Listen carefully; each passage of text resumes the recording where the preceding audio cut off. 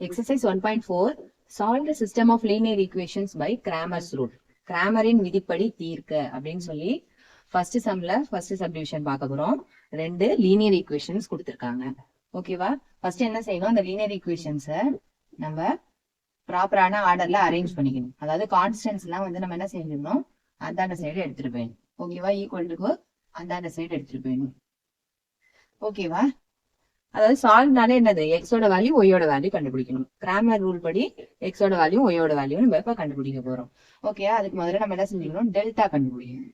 Delta அப்படின்னா என்னன்னா, ரெண்டு ஈக்குவேஷன்ஸ் கொடுத்துருக்காங்க இல்லையா, அதனுடைய எக்ஸ் கோஎஃபிஷியன்ஸ் ஒய் கோஎஃபிஷியன்ஸ் எல்லாம் சேர்த்து என்ன செய்யறோம், இதுல எழுதிக்க போறோம். அதுதான் நம்மளோட டிட்டர்மினன்ட். ஓகேவா? அப்ப ஃபர்ஸ்ட் ஈக்குவேஷன் பாருங்க 5 - 2.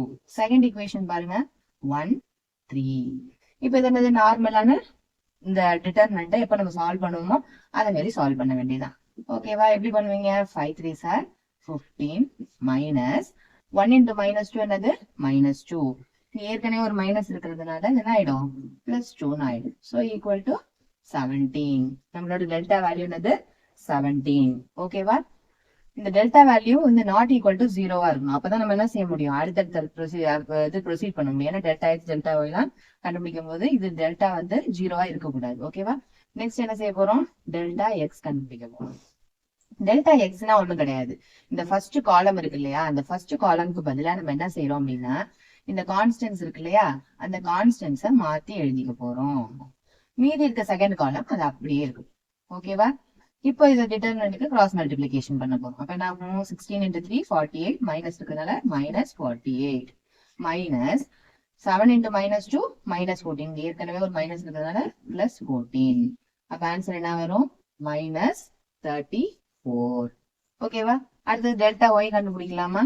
டெல்டா ஒய்க்கு அப்ப என்னவா இருக்கும், ஃபர்ஸ்ட் காலமை அப்படியே வச்சுக்கிட்டு செகண்ட் காலத்துக்கு என்ன செய்ய போறோம், இந்த கான்ஸ்டன்ஸை மாத்திக்க போறோம். இந்த கான்ஸ்டன்ஸ் இருக்கு இல்லையா, அதை வந்து மாத்திக்க போறோம். இது எப்பவும் போல cross multiplication. 5 7s are 35 minus 1 into -16 is -16. இங்க ஏற்கனவே மைனஸ் இருக்கிறதுனால +16. ரெண்டுத்தையும் ஆட் பண்ண என்ன கிடைக்கும், 51. ஓகேவா? நெக்ஸ்ட் நம்ம என்ன செய்ய போறோம், எக்ஸோட வேல்யூ ஒய்யோட வேல்யூ கண்டுபிடிக்கணும். எக்ஸோட வேல்யூ வேணும்னா என்ன செய்யணும், delta x divided by delta. Delta x என்ன வேல்யூ, -34. டெல்டாவோட வேல்யூ என்னது 17. சோ இப்ப ஆன்சர் என்னது -2. அதே மாதிரி y கண்டுபிடிக்கலாமா? y கண்டுபிடிக்கணும்னு என்ன செய்யணும், delta y divided by delta. Delta y value என்னது 51. டெல்டாவோட வேல்யூ என்னது, இங்க எடுத்துக்கிது பாருங்க 17. அப்ப ஆன்சர் என்னது, ரெண்டுத்தையும் கேன்சல் பண்ணி போடும்போது 3. அப்ப therefore என்னது, x ஓட வேல்யூ -2, y ஓட வேல்யூ 3.